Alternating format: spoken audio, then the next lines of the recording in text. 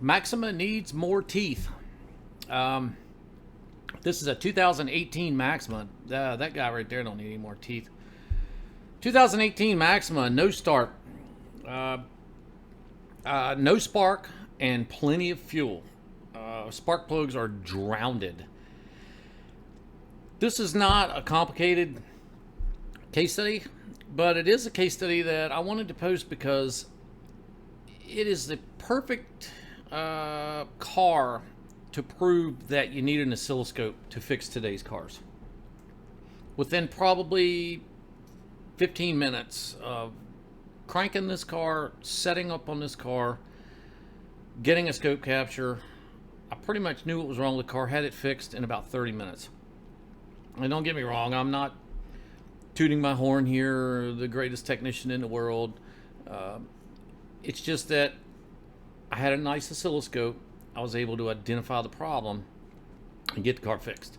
I'm a big proponent of using scopes. I don't care what brand you use. You can use a Pico, an ATS, an AES U scope, Handtech.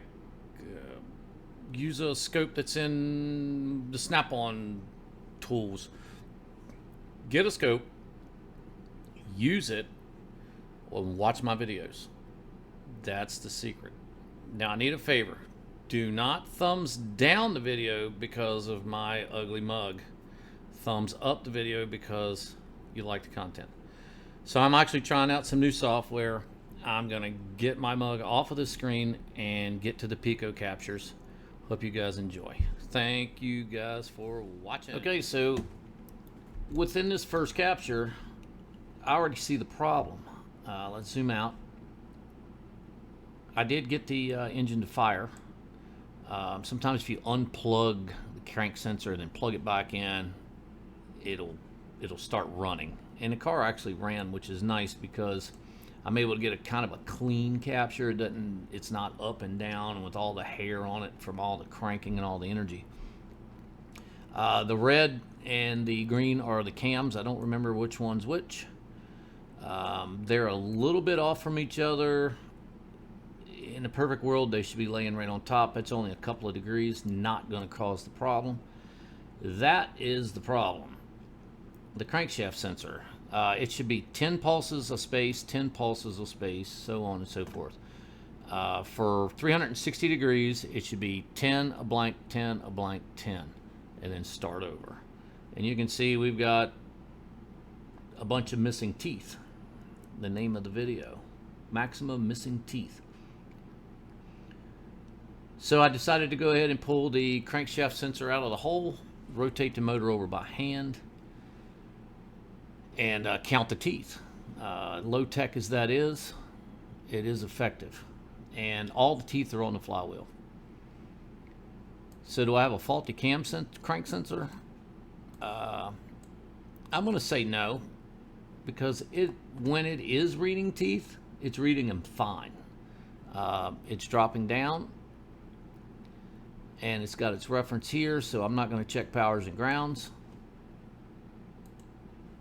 I just need to figure out why it's not seeing some of the teeth.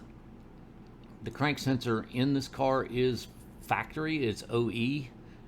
It's probably the original one, but it is not aftermarket. So during a further inspection, let me show you a few pictures of what I found. Not that. Not that. All right, let's go here. This is the bore where the crankshaft sensor goes. Do you see that buildup? That buildup, I've got more pictures. Let's see if I can find a better one.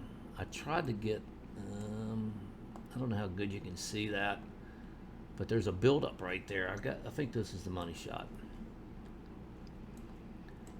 So the crank sensor, through corrosion, has been pushed away from the target, which is a wheel mounted on the flex plate.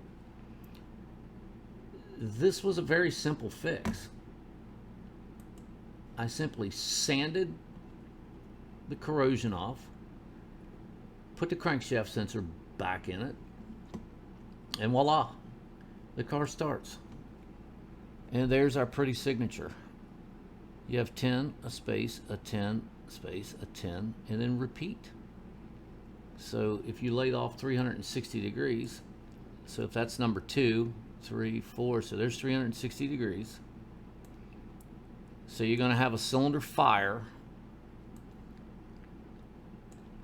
within every block of 10. The engine idle is about 10 degrees before top dead center. So if it's firing 10 degrees before top dead center, each cog is worth about 10 degrees. So top dead center of this motor is probably right there. Like I said, the cams are just a little off. They should lay on top of each other, but if you do the math, it's only about 3 degrees. That could be slack. But there it is. This car was fixed within 15 minutes, 20 minutes of seeing the capture. Not having a scope in today's world, it's, and you want to do this sort of diagnostic work, you got to have it, whether it's a Pico, an ATS, a U-scope. Hell, even the little single channel U-scope from AES would have seen that. It would have taken some time. You wouldn't be able to do the correlation, but you would have seen that faulty crank sensor. I would recommend to anybody to get a quality 4 channel. I'm going to step up my game before too long and get me an 8 channel scope. I'm on the fence with a Pico or an ATS. So if anybody out there in YouTube land wants to leave some comments on why I should get one or the other, or if anybody knows Bernie, tell him to just send me one, and I'll run the hell out of an ATS scope. But just kidding. Wanted to get on the soapbox, talk scope for a minute. Scope fixed this car. Without a scope, I don't think it would have been possible to fix. Throwing parts at it, maybe down the road after everything had been replaced, I don't know if somebody would have put a short block in it, might have fixed it, because then the corrosion would have been gone. Who knows? It's kind of a joke. I hope it didn't get that far. But hope you enjoyed this little video. Tried to show off a little new software. Got my ugly mug on the screen. Don't thumbs down me because of my ugly mug. I can't help that. Anyways, guys, have a good one, and thanks for watching.